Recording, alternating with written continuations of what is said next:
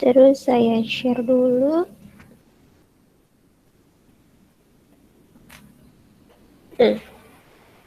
Terlihat ya slide-nya? Terlihat, Bu. Oke, jadi pelumas itu.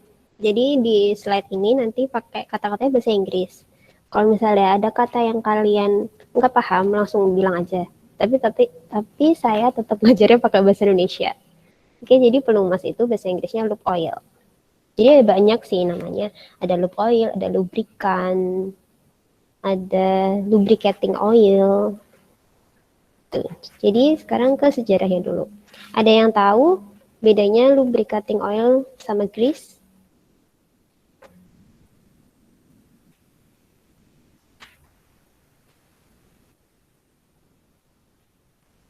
Ada yang bisa bantu saya?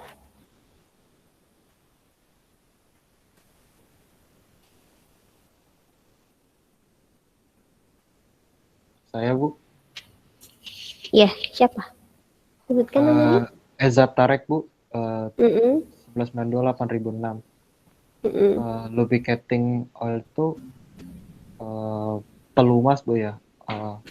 Pelumas kalau orang taunya itu oli. Kalau grease itu kalau saya search Google Translate itu lemak. Jadi seperti apa ya?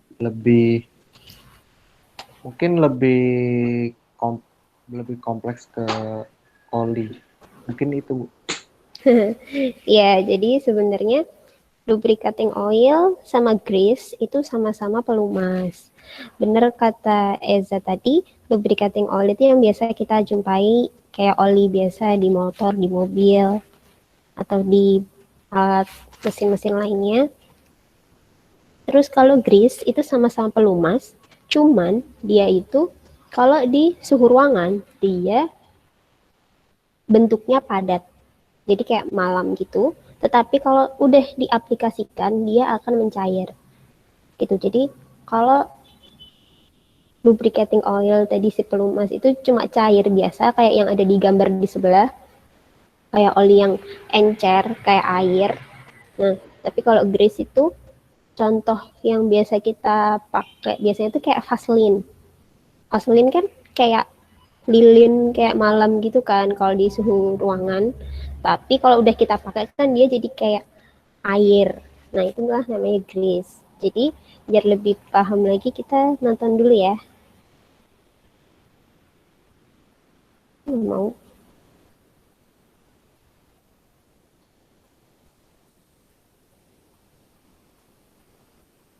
Ya. Terus mana?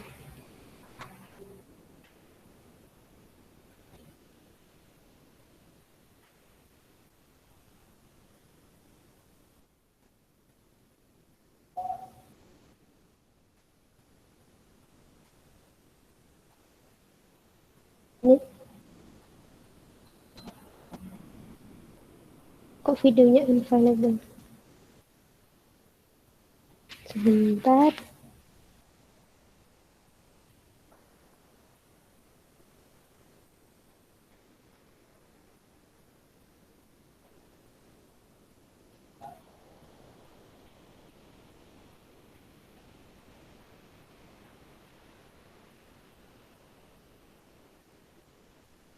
Udah kelihatan kah? Belum ya? Bentar.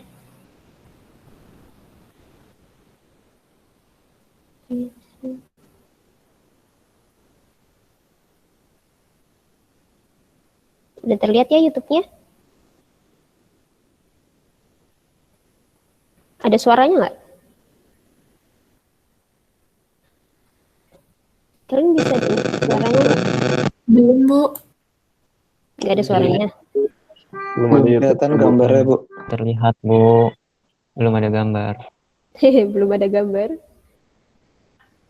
Iya, Bu, nggak ada gambarnya. Oh, wait, bentar.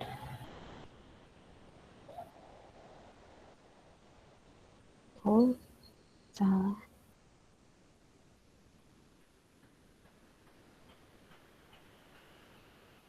Sekarang udah terlihat gambarnya? Sudah, Bu. Udah, Bu.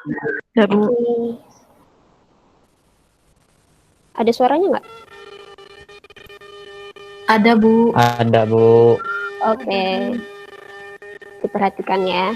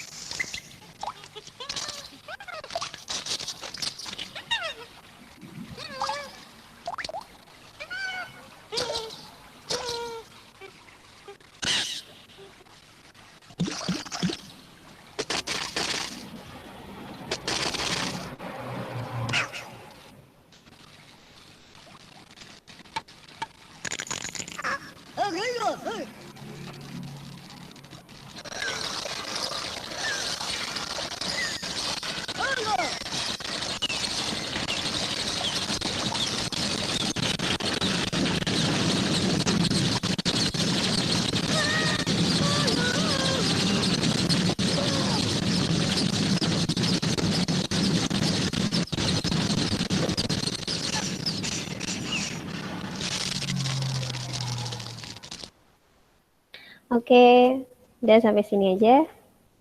Ada yang mau membantu saya menjelaskan tadi videonya tentang apa? Sejarah pelumas, Bu. Ya, sejarah pelumas. Jadi gimana, Fajri? Ya, jadi yang saya tangkap kan itu ceritanya pada zaman dulu, pada zaman purba itu Mm-mm. ada apa ya? Ada orang purba itu apa dia awalnya itu mendorong gerobak, tapi si ban gerobaknya itu seret gitu, Bu. Terus ada si orang hutan, dia usil melempar kulit pisang ke orang purba itu. Akhirnya si manusia purba itu kan kepleset, terus si orang hutan itu ada ide untuk ngolesin kulit pisang itu ke ban rodanya itu. Setelah dicoba akhirnya bannya itu nggak seret lagi. Nah setelah itu yang narik gerobak itu kan jadi antri panjang karena memang awalnya itu emang pada seret. Terus orang-orang itu pada kagum gitu melihat si gerobak yang membawa orang hutan tadi bisa jadi ngebut. Nah Mm-mm. habis itu gerobak tadi itu masuk ke dalam gua ngasih tahu ke teman-temannya bahwa saya punya ide nih loh biar nggak seret. Dicoba tapi gagal. Yang pertama kali pakai kulit pisang itu gagal. Mm-mm. Nah terus si orang hutan itu juga mikir lagi. Dia awalnya ngelihat daging panggang itu mengeluarkan minyak. Nah Mm-mm. dari situ akhirnya minyaknya itu dikumpulin. Setelah itu dimasukkan ke dalam mulut si burungnya itu untuk sebagai wadah untuk menyalurkan minyaknya itu ke mesinnya itu. Setelah dicoba akhirnya berhasil gitu, Bu. Mm-mm. Jadi benar ya, ini zamannya zaman batu, ya termasuk zaman purba juga sih. Terus kenapa itu rodanya, gerobaknya masih lama? Karena seret. Jadi kayak ada gesekannya terlalu besar antara be, apa, roda sama tuasnya. Jadi makanya dikasih pelumas dari eh, apa tuh? Pelepah kulit pisang ya berarti ya. Nah, terus untuk terus ada lagi pelumas yang kedua itu dapat minyak dari ayam panggang. Nah, ayam panggangnya kan mengeluarkan minyak dari kulitnya. Nah, terus itu juga termasuk pelumas. Ada yang tahu itu pelumasnya termasuk lubricating oil atau grease? Grease, Bu. Beris, Bu. Benar grease ya, soalnya itu kalau di suhu ruangan dia masih dalam bentuk padat. Terus kalau udah diaplikasikan baru ke jadi cair. Tuh, terus lanjut lagi ya ke slide yang berikutnya. Nah, lubricating oil itu digunakan untuk mengurangi friksi atau panas dari alat tadi. Yang sudah saya katakan sebelumnya, contohnya dari roda sama tuasnya. Kemudian ini dipakai di antara komponen mekanis yang kontak bersama. Jadi maksudnya itu eh, kayak gerigi kan di atas bawah. Nah, biar mereka nggak tabrakan, di antaranya itu ada pelumas. Nah, komposisi dari pelumas itu ada base oil 75-95% dan ada aditif, kemudian ada VI improvers. VI improvers itu maksudnya adalah viscositas index improvers. Jadi viskositas, ada yang tahu viskositas itu apa? Kekentalan bukan, Bu? Ya, viskositas itu kekentalan bisa, ya kekentalan bisa. Nah itu semakin kalau oli itu kan nggak secair air biasa. Nah makanya dibutuhkan standar kekentalan atau viskositas indeks yang harus dipenuhi itu. Nah, base oil ini sebenarnya dibagi jadi dua bagian, bukan dua bagian, jadi ada dua jenis berdasarkan sumbernya, yaitu ada mineral base sama sintetik. Seperti yang kalian tahu, sintetis itu kan buatan ya. Terus kalau yang mineral itu kita dapatkan dari crude oil, dari minyak bumi. Tuh. Kemudian masih ingat kan kemarin gimana cara dapat crude oilnya? Nah, dapat minyak. Terus kan dari sumbernya dari crude oil.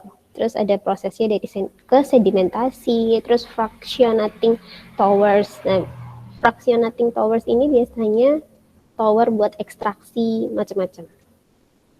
Fraksi pokoknya tower yang membagi-bagi atau memfraksinasi minyaknya. Nah, itu hasilnya ada gasolin, ada wax, ada propane, terus sama lube oil. Tapi untuk mendapatkan lube oil, itu harus masih ada proses lanjutan lagi, yaitu filtering, aditif, sama dicampur. Jadi habis campuran crude oil yang udah difilter atau disaring, kemudian ditambahkan dengan zat-zat aditif lainnya, dan akan menjadi pelumas. Tuh, sekarang kita nonton lagi ya. Jadi hari ini kita bakal banyak nonton. Kelihatan nggak? Nggak bisa.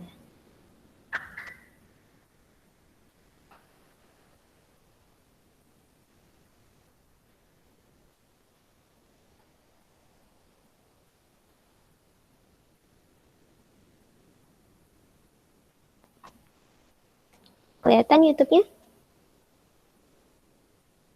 Kelihatan, Bu. Kelihatan, Bu. Oke.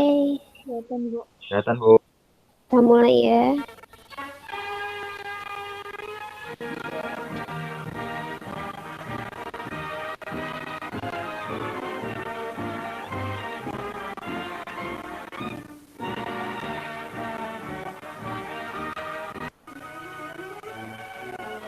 Watercraft and aircraft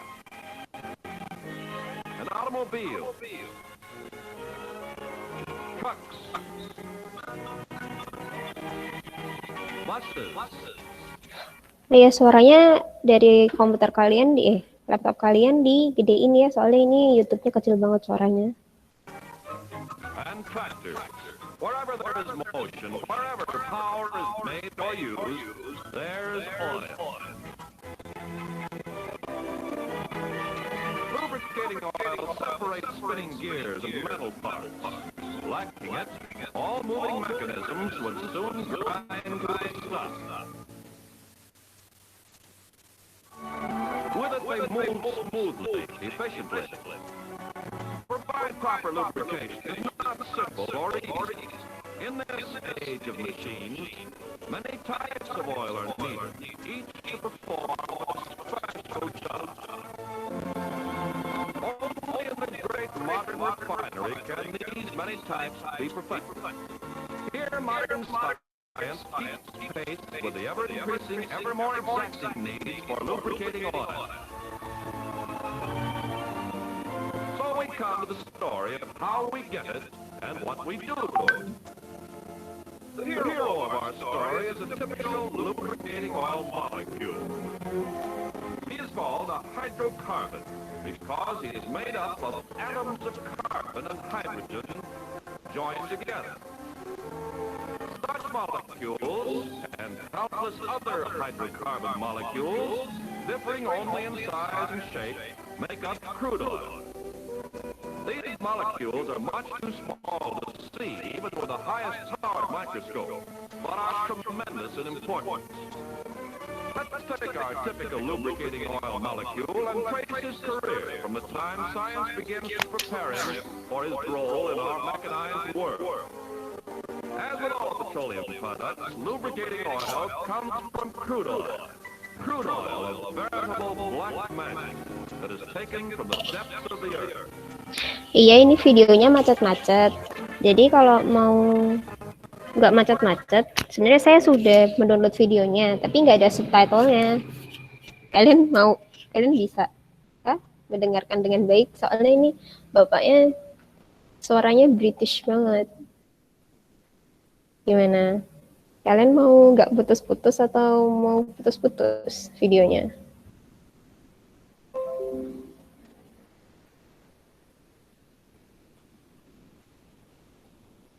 Hai. Jadi video dari YouTube itu kalau di-share ke sini pasti putus-putus videonya. Tapi saya udah ada videonya, tapi nggak ada subtitlenya. Gimana, kalian mau yang mana?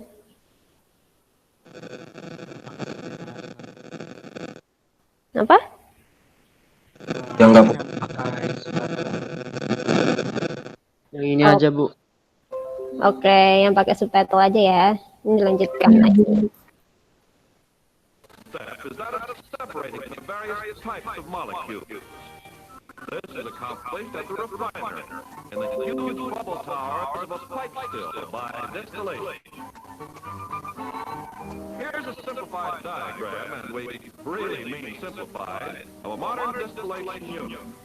The crude oil is heated on the left, so hot that most of it is above its boiling point, and so it turns to vapor. It then goes to the bubble tower on the right.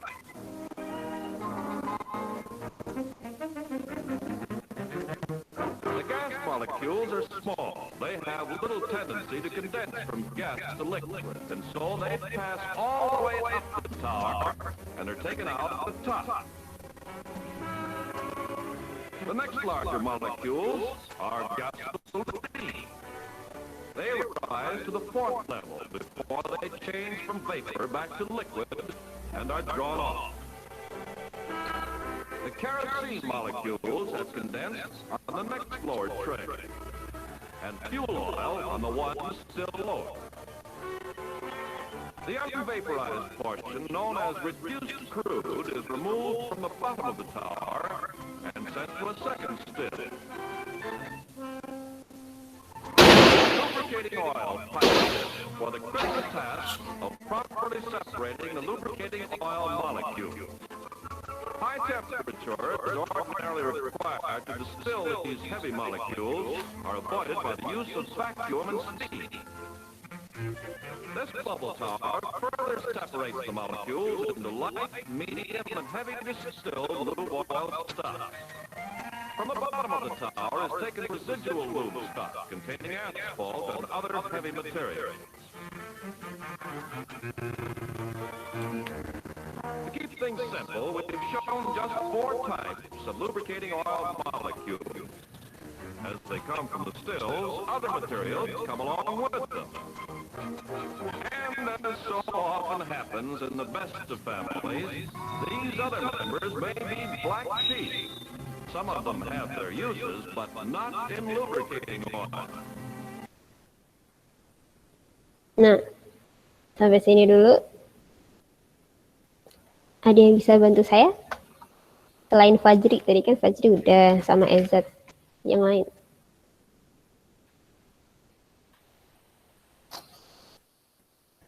Jadi tadi memperhatikan gimana videonya, ceritanya apa, tentang apa, singkat aja. Francisca?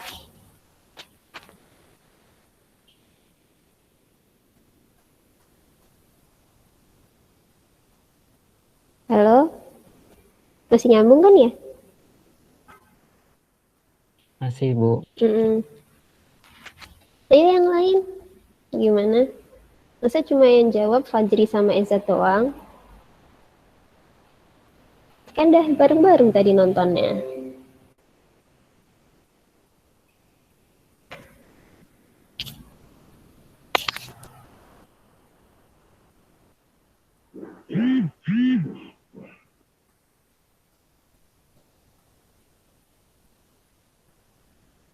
Gak ada yang mau jawab nih, gimana ceritanya tadi?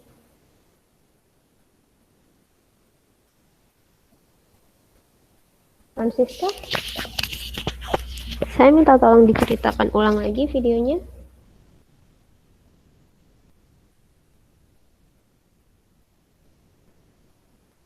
Francisca.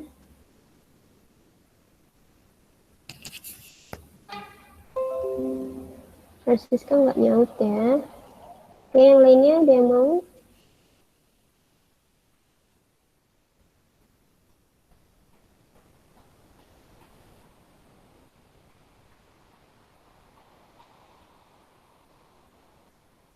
Syarifah deh kalau gitu.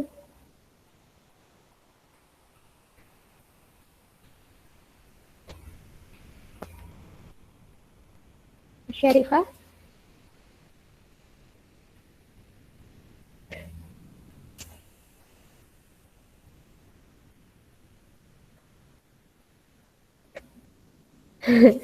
Ya udahlah ya, nggak ada yang mau cerita. Jadi ini tadi ceritanya adalah kalian kan diceritain pelumas itu bisa buat apa aja. Tadi bisa buat kapal, bisa buat di apa lagi? Truk, bis, pesawat, dan yang lainnya. Nah, terus dari hasil distilasi crude oil kan menghasilkan apa nih namanya? Menghasilkan ini ya, fuel oil, reduced crude ini. Nah, reduced crude ini harus didistilasi lagi supaya bisa mendapatkan hasil minyak yang lebih bisa digunakan. Nah, ini ada yang light loop, medium, heavy, sama yang residunya. Nah, yang kita pakai adalah si residual loop-nya ini. Nah, dari situ kita mendapatkan ada 4 jenis. 4 jenisnya ini adalah maksudnya To keep things simple, we've shown just 4 types of lubricating oil molecules. jadi yang paling kecil ini adalah si light-nya. Light, kayak ukurannya light, medium, terus apa lagi? Heavy, sama residu.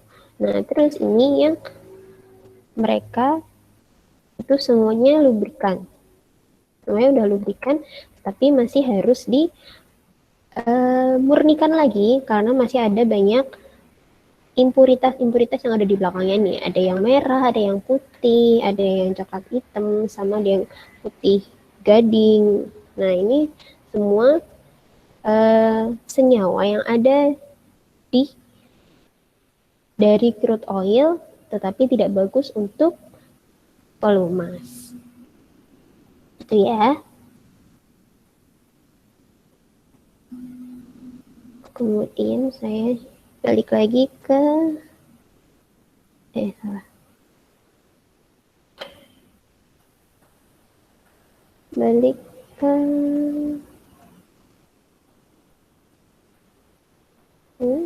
salah. Sebentar.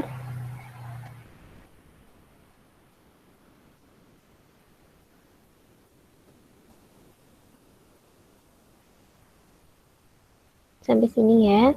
Sampai atas ini kan. Terus sekarang kita masuk ke karakteristiknya.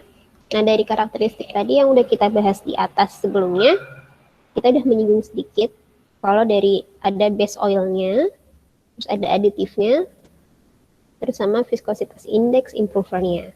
Nah, ini biasanya seperti yang kalian lihat di tabel 2.1 itu ada prosentasenya. Nah, prosentasenya itu ada ini. Base oilnya sebanyak 86%, terus VI improvers-nya ada 5%, oxidation inhibitor, deterjen, sama multifunctional aditifnya ini semua tiga-tiganya termasuk aditif, sebanyak 9%. Nah, dari tabel 2.2 bisa kalian lihat dari tabel A dan B. A itu milik standar Irak dan yang B itu standar internasional. Di grade-nya kalian ada lihat 10W, 20W, 50, 30, 40. Nah, ini dimaksudkannya adalah yang W-nya itu adalah lubrikan yang cocok dipakai di musim dingin. Jadi semakin kecil angkanya, dia akan semakin bagus digunakan di musim dingin. Jadi kalau ada 10W dan 20W, itu lebih bagus yang 10W. Maksudnya adalah kalian akan misalnya naik mobil nih. Misalnya kalian di winter, itu kan saljunya banyak banget dan bisa aja tebal banget. Nah, kemungkinan mobil kalian tidak akan bisa jalan kalau bisa aja mesin mati. Padahal bensinnya full, tapi karena oli kalian itu nggak bagus, jadi mesin kalian tidak bisa berjalan dengan mulus. Jadi semakin dingin, jadi oli kalian dibutuhkan yang semakin encer. Gitu. Dan kalau di suhu panas, misalnya kan biasanya kalau mesin dipanasin dulu ya, motor atau mobil kalau sebelum dipakai kan dipanasin dulu. Nah, kalau kepanasan, kalian harus membutuhkan oli yang viskosnya besar atau lebih kental. Tuh. Paham ya sampai sini?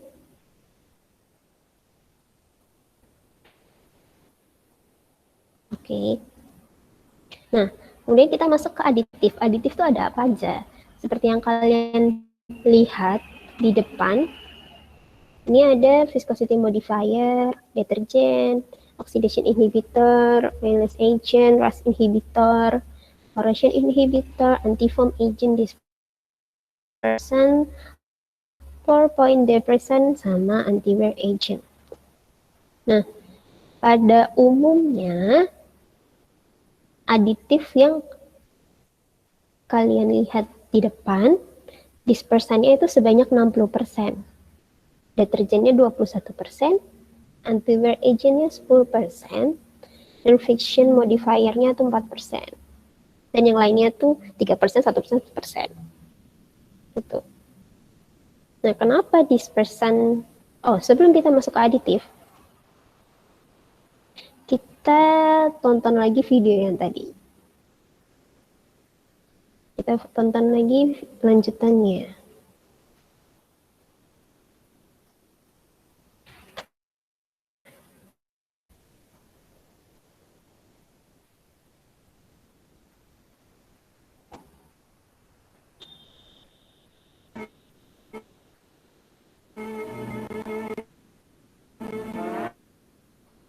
I'm asphalt or sludge and varnish.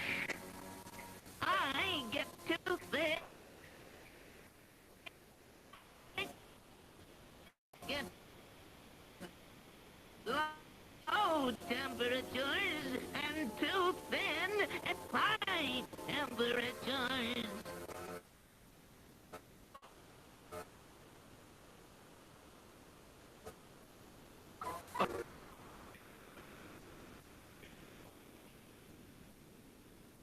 Nah, tadi apa aja teman-temannya?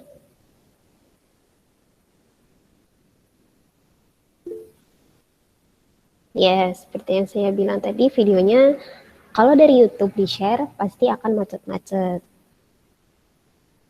Oke, jadi kalau mau yang lancar, saya udah ada videonya, tetapi tidak ada subtitlenya. Jadi nontonnya dari YouTube aja ya. Jadi, ayo Dika, sebutin tadi siapa aja nih 5 orang. 5 temennya. Yang paling gede tadi siapa? Maaf Bu, tadi pas diputar putus-putus Bu. Iya Bu, nggak ada. Jadi nggak ada subtitlenya apanya. nggak kelihatan Bu. Oh, iya subtitlenya hilang. Kalau nggak ada yang denger, ini apa?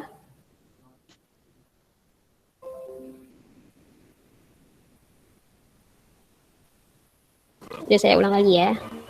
And as so often happens in the best of families, these other members may be black sheep. Some of them have their uses, but not in lubricating oil.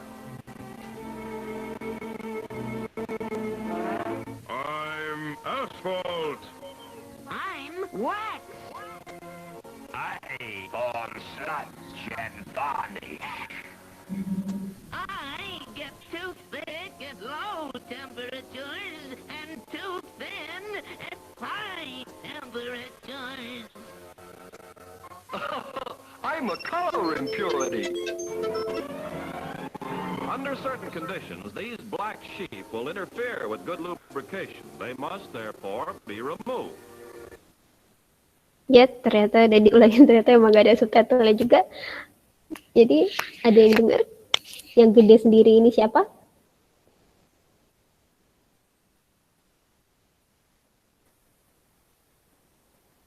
Gak ada yang dengar?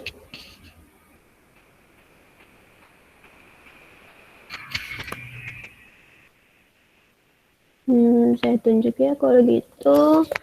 Melinia tadi dengar nggak? Yang apa sih ini namanya? Warnanya merah bata, yang besar sendiri. Macet-macet Bu tadi videonya Bu. Masih macet. Nggak dengar. Yang dengar apa tadi? Ya udah, dari 5 temennya itu yang didengar siapa? Yang mana? Tadi yang merah kecil itu Bu. Oh, yang merah kecil itu siapa? Tadi tuh seingat saya tadi namanya tuh color lubrity apa lubrity gitu Bu. Oh, ya jadi dia itu, makasih ya. Jadi yang merah kecil itu namanya adalah color impurities. Jadi adalah color kan warna, impurities itu pengotor. Jadi dia pengotor. Jadi kan kalau minyak yang kalian lihat, minyak tanah jerigen warnanya bisa coklat banget kayak lumpur. Tapi kalau kalian lihat minyak goreng itu bisa kuning yang jernih banget. Nah, perbedaan warnanya itu karena ada si color impuritiesnya ini. Nah, terus yang 4 lainnya ada yang tahu? Siapa lagi ya? Tesalonika? Ada yang tahu? 4 temennya yang lain? Tadi macet Bu, nggak kedengaran sama sekali. Videonya juga kejeda gitu Bu. Nggak dengar apa-apa berarti? Nggak tahu itu 4-4-nya siapa? Enggak Bu. Oke. Ada yang tahu? Yang putih Bu. Yang putih yang mana nih? Yang merah. Yang putih susu. Wax Bu. Oh iya. Itu wax. Tadi siapa yang jawab? Sally Bu. Oh iya, Sally. Bener ya, jadi yang putih sebelahnya yang merah bata gede itu adalah wax. Kalian tahu wax lah ya, itu lilin. Jadi kalau misalnya kenapa dia pengotor juga? Jadi 5-5-nya ini semua pengotor. Nah, kalau yang wax ini pengotor karena kalau nanti di suhu yang dingin dia bisa membeku kayak lilin beneran. Jadi kalau kena panas dia meleleh, tapi kalau di suhu rendah dia membeku. Terus yang merah bata ini adalah aspal. Jadi kita mendapatkan aspal yang ada di jalanan itu, yang hitam-hitam, itu dari minyak bumi juga. Nah, terus untuk yang di sebelahnya, yang putih gading, yang sebelahnya color impurity, itu adalah suatu zat yang akan membuat minyak itu mempunyai viskositas yang lebih rendah, viskositas yang lebih tinggi saat suhu rendah apa tinggi? Pokoknya lebih kental di saat suhu rendah dan lebih cair di suhu tinggi. Jadi kan tadi kalian lihat mereka naik turun ya, dia naik turun itu ya. Jadi kalau dia turun waktu di suhu rendah, dia akan turun dan dia akan menebal. Tetapi kalau dia di suhu panas, itu dia akan jadi lebih tinggi dan menipis. Nah, itu yang jadi impuritas juga. Nah, kalau yang terakhir, yang coklat, terus ada hitam-hitamnya, itu adalah sludge. Sludge itu kayak lumpur gitulah intinya. Oke, kemudian kita akan menonton video lagi tentang gimana caranya buat menghilangkan pengotor-pengotor itu. Coba diperhatiin ya, soalnya nanti saya akan tanyakan lagi. Kemungkinan akan nggak ada subtitlenya juga. We'll start by getting rid of asphalt, which has been concentrated in the residual stock that was taken off from the bottom of the second spill.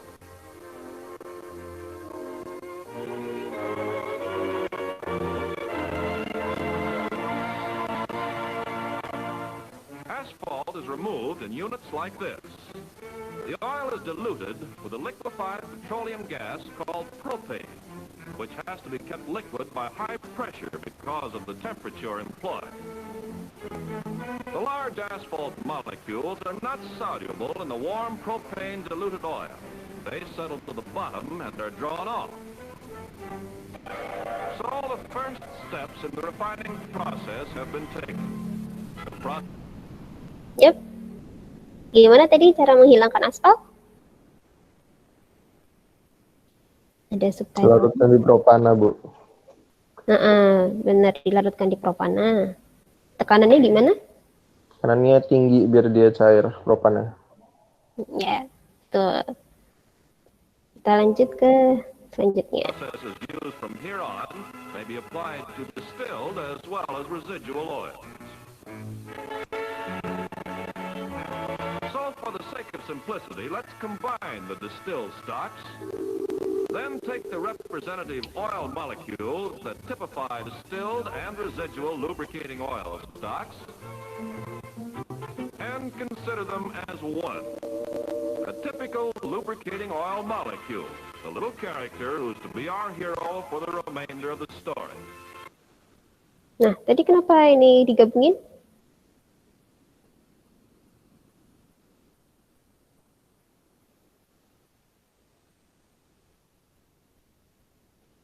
Ada yang bisa bantu saya? Kenapa ini dari 4 molekulnya bisa jadi 1 molekul? Jadi ada 1 gambar aja.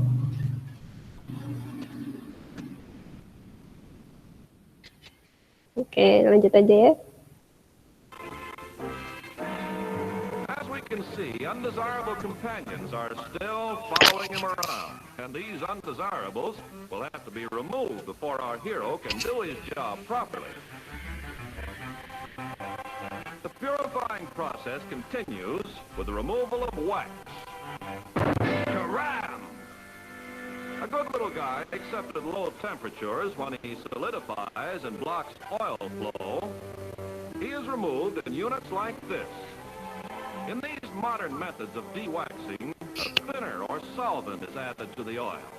The thinner employed is liquefied propane, normally a gas, the same liquefied gas used in removing asphalt, but now at a much lower temperature. Here is how this solvent dewaxing works. The mixture, oil and propane, is chilled.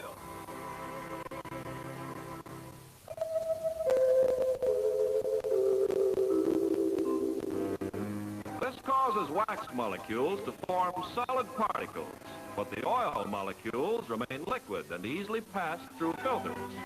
The wax particles, which are solid, cannot pass and are trapped.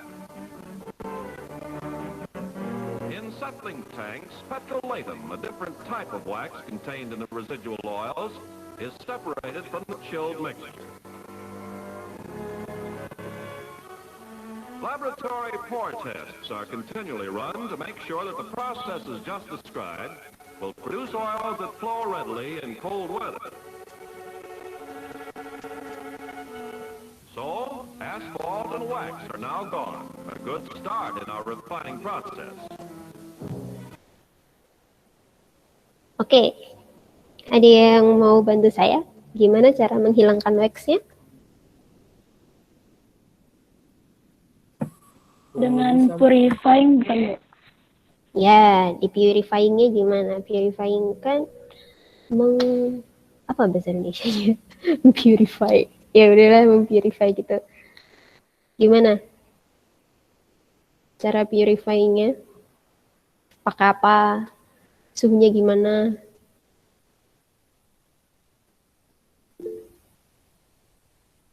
Oke. Ikhwan keluar masuk ke apa? Ayo yang lain. Pakai propana juga bukan? Dengan low temperature bukan, Bu? Ya, low temperaturnya apa? Apa yang low? Apa yang dibikin low?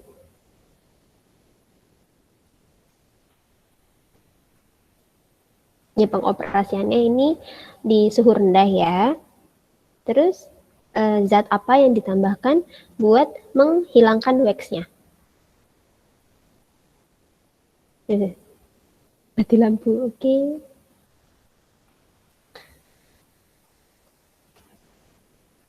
Yuk, gimana?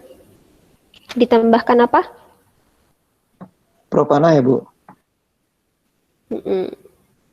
Jadi benar ya, ditambahkan propana seperti tadi saat penghilangan si aspal. Tetapi suhu pengoperasiannya itu jauh lebih rendah saat dibandingkan saat penghilangan aspal. Dan itu di tempat yang berbeda ya, nggak mungkin mereka jadi satu tempat. Nah, dari situ kita lanjut lagi ya. The next two culprits to be dealt with are the character that forms sludge and varnish, and the one that causes oil to thin excessively at high temperatures and thicken too much at low temperature.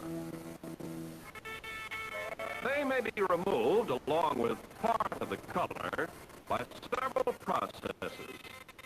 One is acid treatment. Sulfuric acid and oil are mixed together. By chemical reaction, acid particles hook on to the unwanted molecules, forming heavy sludge that settles out of the oil.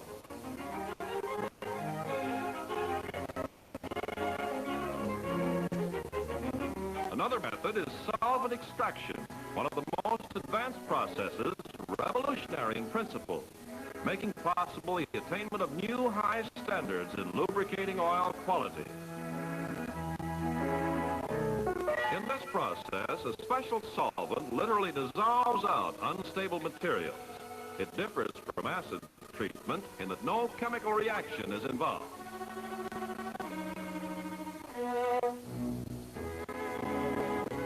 The oil's high stability resulting from solvent extraction is checked by the Indiana Stirring Oxidation Test, which measures the oil's greatly improved resistance to attack by oxygen over long periods of time.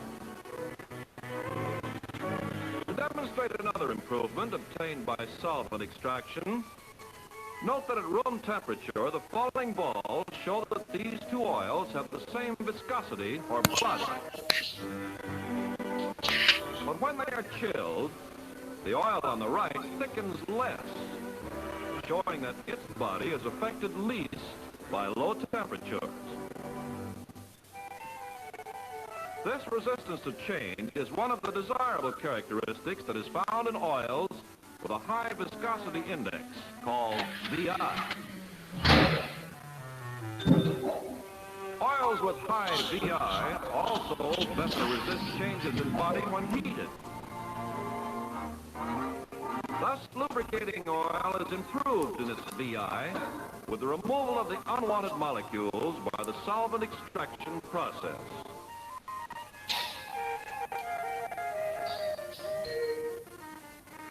And now we have only one undesirable left.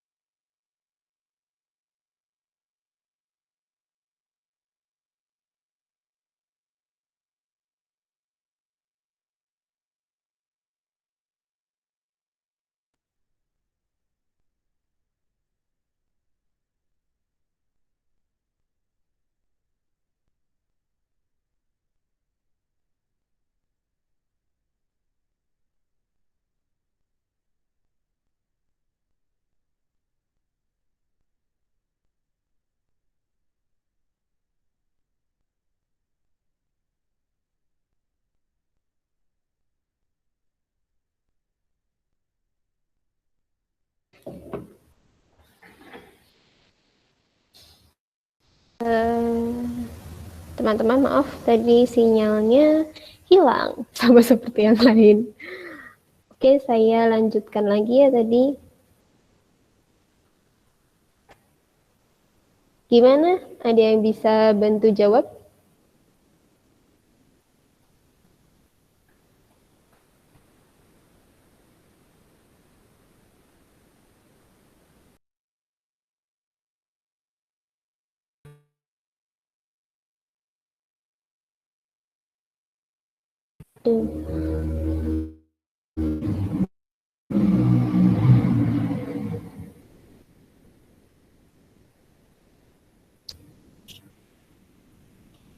Gimana yang lain?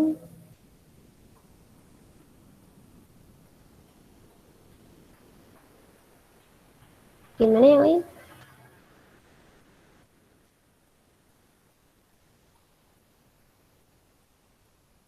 Sudah terlihat, suara saya sudah terdengar? Sudah, Bu. Oke. Ini YouTube-nya udah terlihat belum? Sudah, Bu. Udah ya? Jadi gimana tadi caranya buat menghilangkan dua hal itu?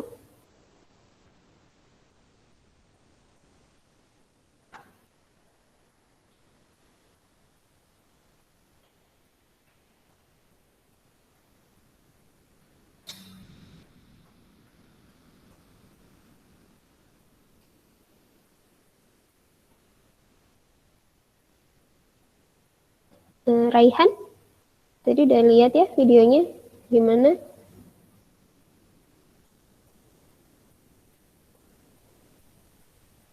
Maaf Bu, tadi saya keluar dari meet-nya karena jaringan Bu. Oke, tadi lihatnya sampai terakhir yang mana? Yang tadi minyak dimasukin bola Bu. Nah, ya, itu. Gimana ceritain? Minyak dimasukin bola. Tadi cuma minyak ada 2, terus dimasukin bola buat ngukur viskositasnya Bu. Iya, iya benar. Saya pahamnya itu aja Bu.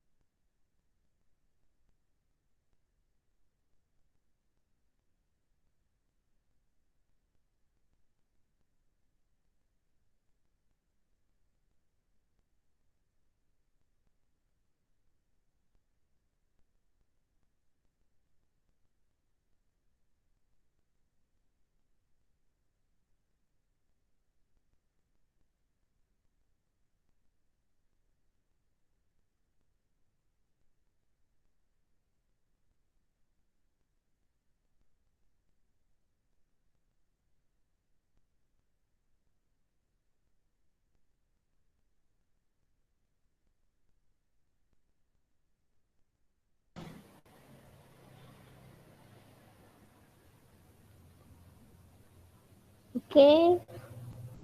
Saya Jadi saya ceritain aja ya, gimana caranya menghilangkan kedua impuritas yang tadi sebelum dicek viskositasnya. Jadi seperti yang saya present dulu.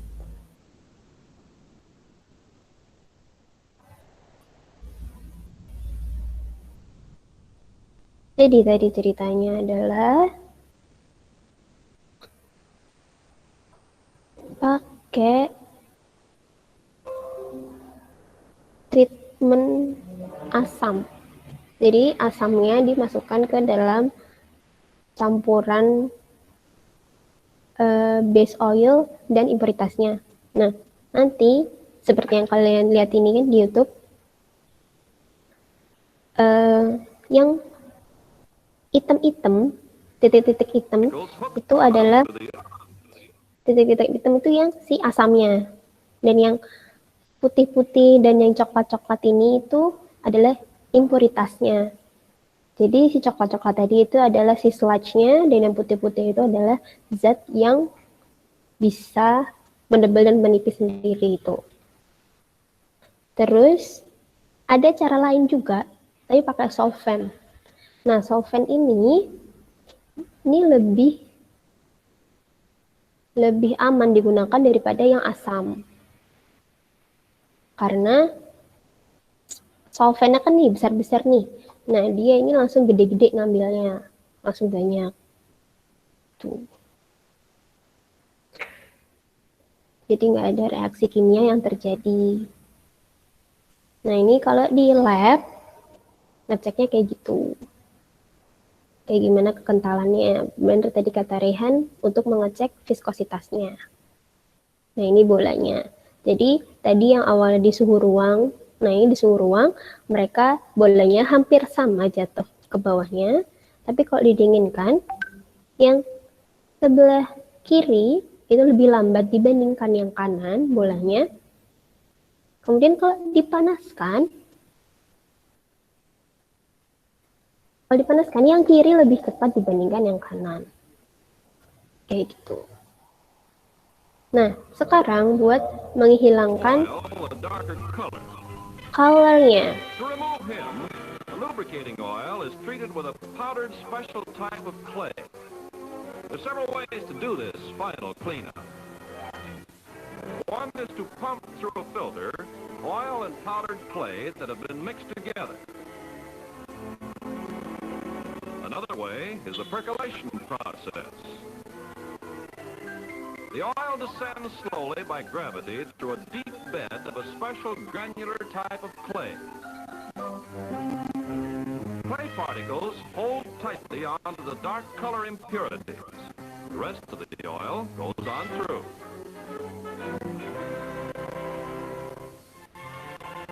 The improved lighter color is checked for uniformity by comparison with official color standards.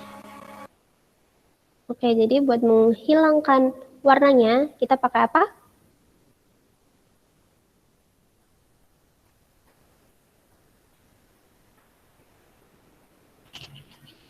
Cahaya, Bu. Cahaya.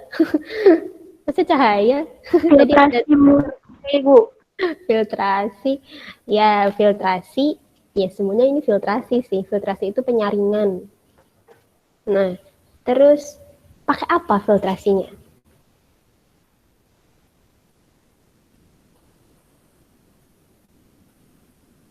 Ya, sambil berpikir, jangan lupa isi presensi yang kedua. Ada yang tahu? Kita filtrasinya pakai apa? Pakai filter, iya benar. Kita menyaring, kita mengambil warna, pengotor warnanya. Nah, pakai apa? Tadi yang putih-putih ngambilin pakai tangan itu. Clay bukan, Bu? Iya benar. Jadi kita pakai clay ya. Jadi ada dua cara. Tadi clay yang pertama itu dia ngapain ya? Oh ini. Jadi clay-nya bisa dipompakan atau bisa pakai, jadi dipompa. Clay itu kan tanah liat. Nah, yang dipompa itu tanah liat yang udah menjadi bubuk. Nah, tapi kalau yang percolation ini, tanah liatnya itu masih gembel-gembel gitu. Tahu gembel nggak sih? Masih padatan yang gede-gede. Nah, terus si minyaknya dialirkan dari atas ke bawah. Jadi sesuai dengan gaya gravitasi, dia akan melewati clay-nya itu sehingga pengotor warnanya akan tertangkap oleh clay. Nah, yang tadi tangan yang ngambil ini itu clay-nya. Oke, gitu. Jadi setelah itu dicek di lab ya, pasti kalau kayak gini di situ. Nah, sekarang udah selesai base oilnya. Nah, habis itu Baru kita masuk ke aditifnya.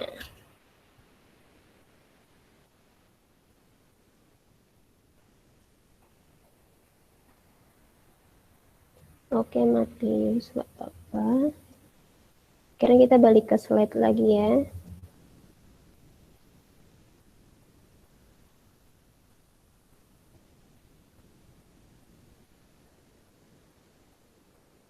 Nah, kita masuk ke aditif. Tadi kan udah nyampe sini ya, aditifnya. Terus, nah yang pertama adalah additive oxidation inhibitor. Nah, oxidation inhibitor. Tahu kan oksidasi ya oksidasi. Oksidasi itu apa sih? Ada yang tahu?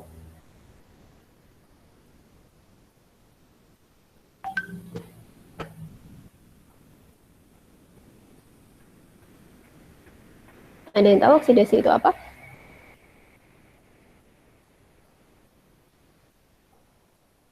Penambahan jumlah bilox, Ibu. Iya benar, penjumlahan jumlah bilox benar. Tapi kalau di kehidupan nyata oksidasi itu apa sih? Kalau itu kan tadi korosi gitu, Bu. Pencampuran dengan oksigen di udara, Bu. Benar. Bersih berkarat, Bu. Apa? Bersih? Besi berkarat, oh ya besi berkarat. Jadi oksidasi itu hasilnya adalah karatan. Jadi bisa besi berkarat. Terus tadi apa yang karatan itu? Nah ini hasil dari oksigen, campuran oksigen gitu. Nah buat kenapa kita harus punya oxidation inhibitor di dalam pelumas itu karena mesin-mesin kan semuanya besi ya.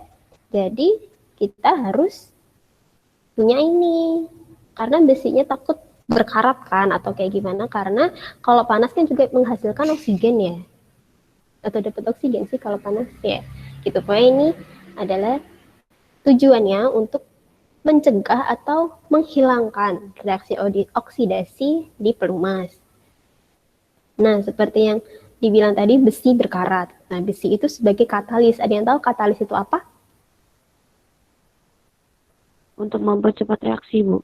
Ya, katalis adalah sesuatu yang bisa untuk mempercepat reaksi, dan ini biasanya adalah suatu benda, bukan suatu bukan liquid ya, pokoknya benda padatan gitu. Terus ini, nah ini produknya adalah sludge sama korosif. Contohnya adalah ini komponen sulfur, senyawa kok, komponen senyawa sulfur, senyawa fosfor, amin, fenol derivatif. Nah ini adalah salah satu contohnya dari senyawa sulfur. Contohnya adalah thiobarbirutic acid. Kayak gini ya. Agak susah ini. Kemudian yang kedua adalah aditifnya deterjen dan dispersant agent. Seperti yang kalian tahu deterjen lah ya, Rinso, Sunlight bubuk nggak ada ya. Pokoknya biasanya kan kalau deterjen bubuk ada juga yang cair sih. Nah itu digunakan untuk menjaga hot metal. Hot metal itu apa? besi yang komponen atau bagian dari mesin itu bebas dari deposit. Deposit itu maksudnya adalah kotoran-kotoran yang lainnya dan menetralkan asam yang terbentuk di pelumas itu atau di minyak. Contohnya adalah kalsium dan magnesium fenolat, fosfat dan sulfonat. Nah, untuk dispersan digunakan untuk menjaga partikel dari mesin diesel, engine itu apa ya? Pokoknya lebih kecil, menjaga supaya ukurannya itu tetap kecil, kurang dari 1 mikron. Nah, contohnya adalah polymeric alkyl thiofosfonat. Nah, ini nggak ada ya ini. Contohnya kalau deterjen itu kan biasanya kayak gini ya, ada yang polar head sama ada yang buntutnya itu oil soluble atau oleophilic atau apa satunya atau hidrofobik. Nah dispersan sama deterjen ini biasanya selalu bekerja bersama. Nah, dispersannya itu akan membentuk micelle. Nah, micelle-nya ini adalah yang ini bentuknya kayak kepala buntut, kepala buntut, dan akan menjaga si subpartikelnya ini akan berukuran tetap menjadi di bawah 1 mikron. Nah, sekarang adalah VI improvers. Jadi kalau di video tadi ada yang dengar VI, tapi tulisannya BI, sebenarnya itu ngomongnya VI. VI adalah viscosity index. Nah, ini digunakan untuk kita mengetahui seberapa seberapa bebas fluidanya pada temperatur yang rendah, jadi dapat digunakan lebih cepat, dan saat temperatur tinggi, fluida itu akan mendapatkan viskositas yang lebih tinggi dan akan memerlukan kekentalan yang lebih pada filmnya. Jadi filmnya itu maksudnya adalah lapisan dari si pelumasnya itu untuk melindungi mesinnya dan mesinnya dalam bearing and moving part within the equipment, itu adalah maksudnya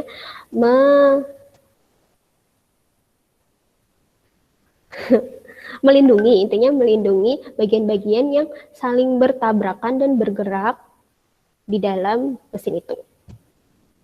Contohnya adalah polimer dan copolymer metacrylats, butadiene olefin, alkylatus stiren. Jadi di gambar sebelah ini adalah bentuk monomer dari metacrylats. Metacrylats ini berasal dari asam metakrylat. Gitu. Ada yang tahu bedanya polimer, monomer? Kalau monomer itu satu, kalau polimer itu banyak ya. Benar. Jadi kalau monomer itu satu jenis. Jadi ini satu gambar ini adalah monomernya. Jadi nanti kalau polimernya, kenapa nggak saya tampilkan? Karena banyak, nggak tahu polimer ada berapa kan. Gitu. Terus yang selanjutnya adalah pour point depressant. Pour point depressant ini adalah indikasi untuk minyak atau pelumas pada saat temperatur yang sangat rendah. Jadi kalau untuk engine oil, ini pour point-nya itu maksimal adalah minus 35 derajat. Maksimal terendahnya itu minus 35 derajat. Karena ini pengujiannya itu dilakukan saat suhu rendah. Jadi di bawah 0 derajat. Mungkin diuji terus sampai mendapatkan pour point yang ini maksimalnya mereka berapa. Kemudian cara kerjanya bisa kalian lihat di gambar yang sebelah kiri adalah minyak tanpa pour point depressannya, dan yang kanan itu pakai depressannya. Ada yang bisa menjelaskan dari gambar tersebut?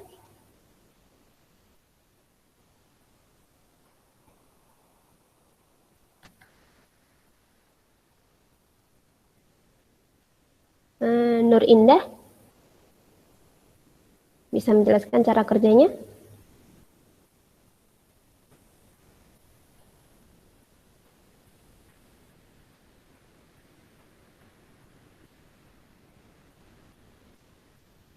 Halo Nur Indah.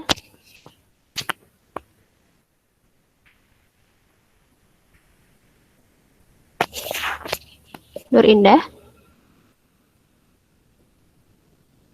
Kok malah keluar? Siapa lagi? John. John, bisa menjelaskan?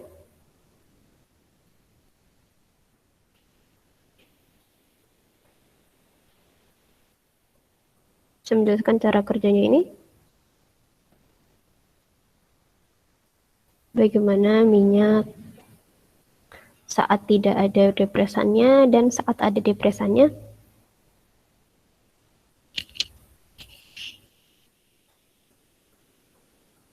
Oke, Oke, saya jelaskan saja ya. Jadi kalau nggak ada depresannya, wax yang seharusnya tadi dihilangkan, itu akan masih tetap ada di dalam minyak. Jadi kan kemungkinan masih tetap ada waxnya ya, karena kalau di proses itu nggak mungkin 100% bisa menghilang. Nah, pasti nanti tetap ada mungkin 1% atau kapan. Jadi kalau misalnya pelumas itu sudah digunakan bertahun-tahun, berbulan-bulan tidak diganti, itu bisa akan menimbulkan hal seperti itu. Gitu. Jadi kita membutuhkan depresannya supaya kita dapat menghilangkan waxnya untuk menurunkan pour point temperaturnya. Tuh. Nah, gimana aditif itu bisa menghilang atau sudah tidak efektif? Itu ada 3 cara, yaitu dekomposisi, adsorpsi, dan separasi. Nah, dekomposisi adalah komposisinya sudah tidak seperti aslinya. Jadi, udah berkurang itu keefektifannya untuk menambahkan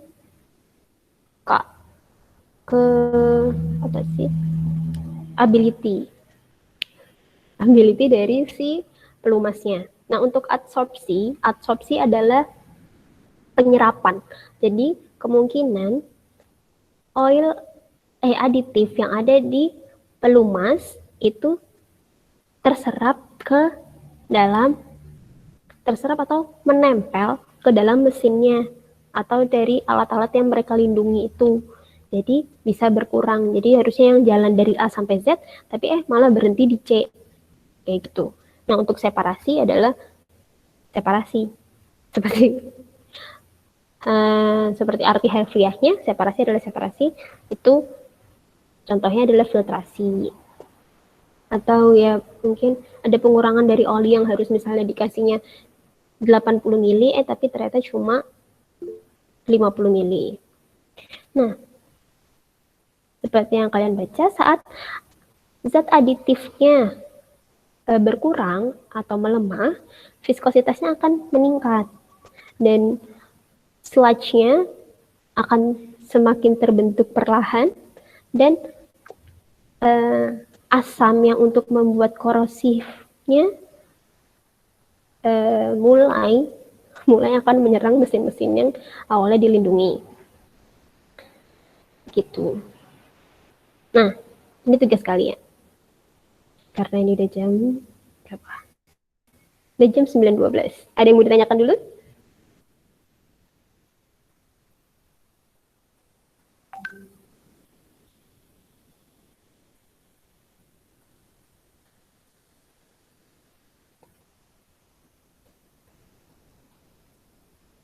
Ada yang mau ditanyakan tentang pelumas?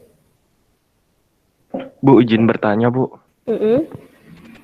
Tadi itu yang maksud dari yang dikasih depresan itu mana, Bu, tadi? Maksudnya tadi yang bulat-bulat jadi pecah-pecah gitu, maksudnya gimana? Bulat-bulat jadi pecah? Yang tadi. Kan dia punya teman 5 ya. Yang mau dihilangin yang mana tadi, yang bulat-bulat? Bentar. Saya ganti dulu ini.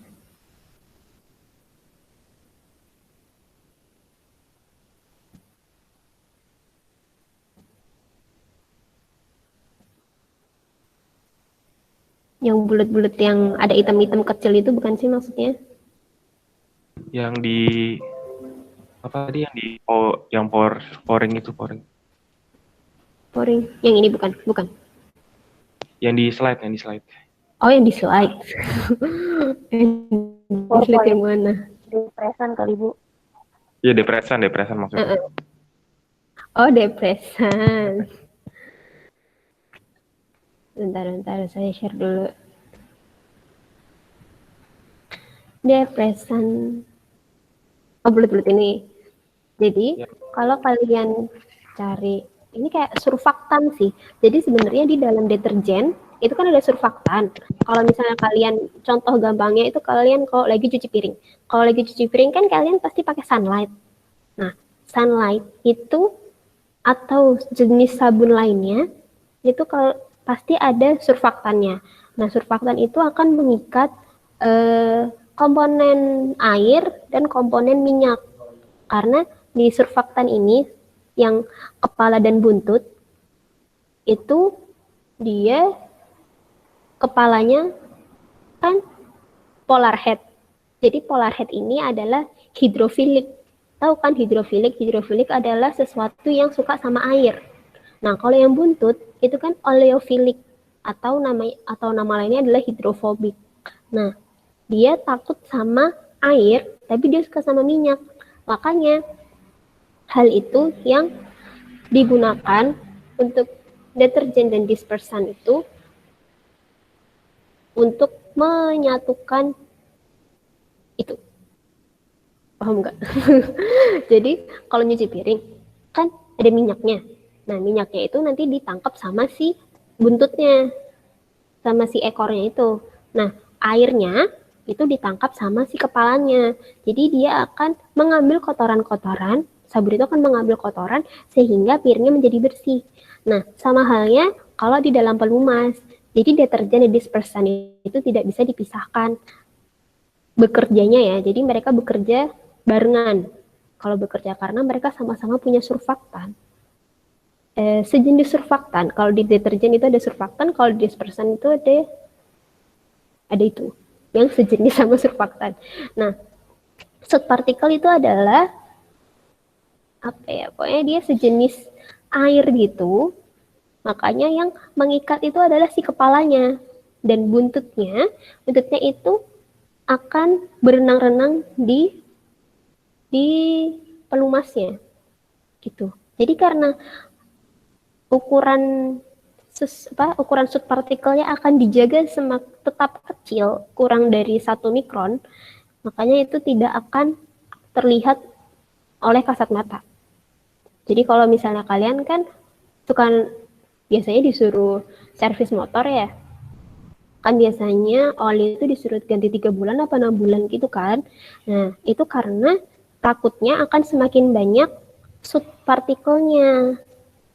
Jadi takutnya ada pengotor-pengotor lain yang akan merusak si mesinnya. Kayak gitu. Jadi contohnya kan ini soot particle warnanya rada coklat hijau kayak lumut gitu kan. Nanti kalau misalnya oli kalian udah lama banget, misalnya setahun kalian udah kebangetan nggak pernah ganti oli ya, coba kalian lihat antara oli baru sama oli lama, itu kan warnanya akan berubah. Kayak gitu. Nah, salah satu pengotornya itu mungkin soot particle-nya ini. Tuh. Ya, ada yang mau ditanyakan lagi? Bu. Kan tadi kan katanya kan sunlight itu termasuk deterjen, Bu. Nah, berarti kalau misalnya kita nyuci piring pakai yang cuci baju kayak misalnya Rinso tuh kayak mana, Bu? Kan sama-sama deterjen, Bu. Dia memiliki sulfatan, Bu.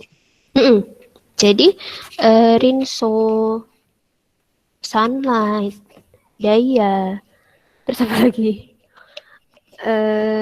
Mama Lemon, itu tuh sama semuanya termasuk dalam deterjen. Itu dalam sabun. Karena sama cara kerjanya sama. Itu. Cuma bentuknya aja kan yang beda. Deterjen ada yang bubuk. Kalau sabun ada yang sabun batang, ada yang sabun cair. Deterjen juga sekarang udah ada yang cair. Itu aja sih. Sama ada wangi-wanginya doang kan. Berarti nggak masalah, Bu, kalau misalnya kita nyuci piring pakai kayak misalnya Rinso gitu, Bu? Iya sih, nggak masalah. Cuma nanti kamu bakal dimarahin sama ibu, Bu. Sebenarnya kalau kalian mengacu pada cara kerjanya mereka sama. Tetapi kan ada komponen-komponen yang beda. Jadi kalau misalnya kalian nyuci piring pakai Rinso, kan ada zat-zat tertentu yang enggak edible, enggak bisa dimakan. Siapa tahu nanti kamu malah terakumulasi zat-zat yang ada di Rinso masuk ke dalam tubuhmu dan kamu akan sakit dan nggak tahu kapan akan dipanggil kan. Jadi untuk menghindari hal-hal seperti itu, jangan aneh-aneh lah. Masa mau nyuci piring pakai Rinso? jangan ya. Tapi kalau misalnya nyuci apa sih? Nyuci baju pakai sunlight itu nggak ada busanya, kurang nggak sih? Kurang busanya, jadi kurang greget gitu. Oh ya Bu, makasih Bu.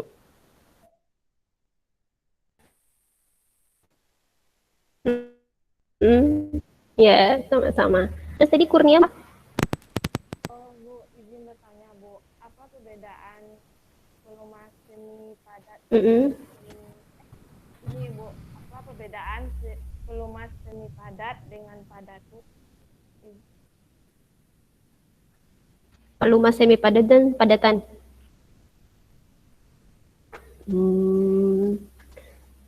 Jadi pelumas semi padatan. Coba ada bisa bantu saya? Tadi saya udah menjawab sih waktu awal perkuliahan.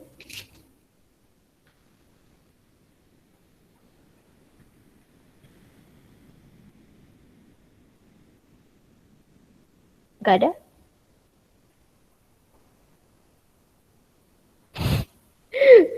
Ya udah, itu buat tugas kalian ya, yang nomor utama. Jadi nanti yang tugas yang ada di PPT adalah tugas kedua. Jadi tugas pertama adalah apa bedanya pelumas semi padatan dan padatan. Gitu. Terus yang kedua adalah yang di PPT cari aditif lainnya selain yang sudah saya ajarkan tadi. Dituliskan fungsinya dan contohnya. Nah, contohnya ini dikasih struktur kimianya. Kayak gini tadi struktur kimianya. Dan ditulis tangan ya. Masih ingat tadi aditifnya apa aja?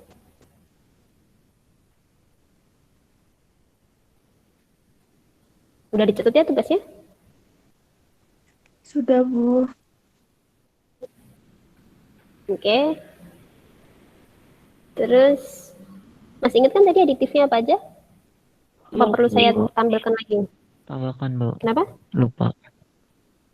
Oke. Nih. Jadi cari semua ya. Yang selain yang sudah saya jelaskan tadi. Tadi yang sudah saya jelaskan apa aja? Deterjen, oxidation inhibitor, Oxidation. tension agent, BI improver, PowerPoint represent. Oke, tadi udah 4 yang saya ajarkan.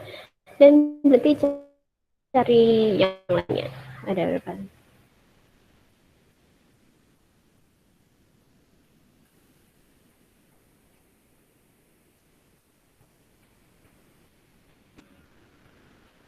Berarti ada 5 ya, yang harus ditambahkan aktifnya.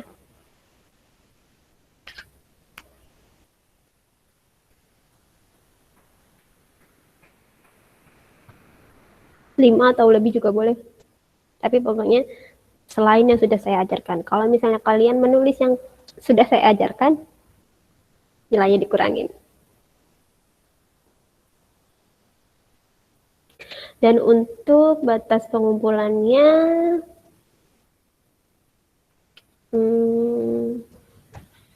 hari ini ya.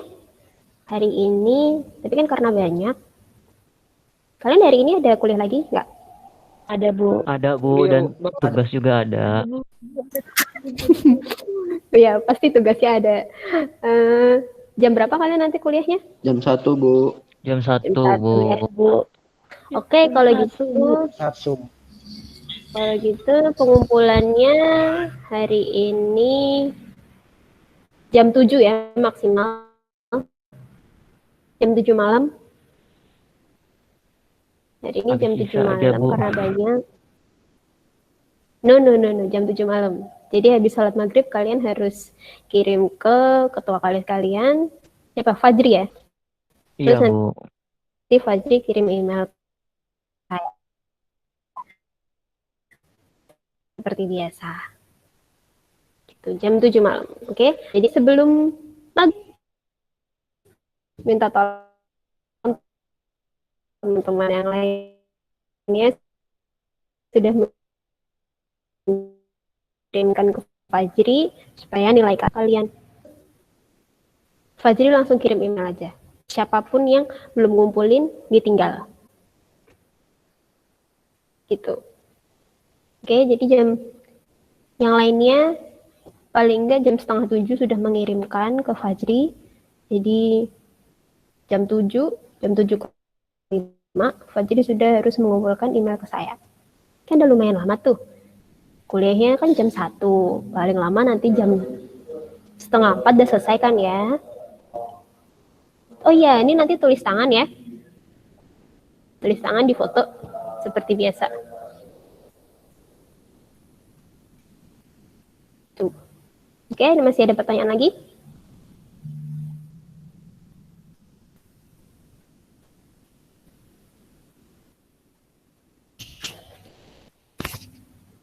Kalau sudah tidak ada pertanyaan, saya akhiri dulu. Jadi hari ini kita presensinya cuma 2 kali aja.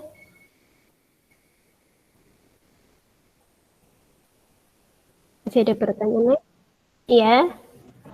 Izin Bu, tadi kan mati listrik ya Bu, saya nggak sempat absen yang kedua. Kira-kira gimana ya Bu? Kalau masalah presensi saya tidak akan menjawab pertanyaannya ya.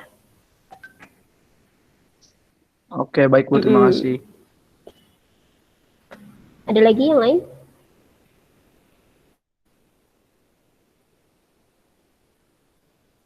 Kalau nggak ada, saya akhiri dulu perkuliahan hari ini.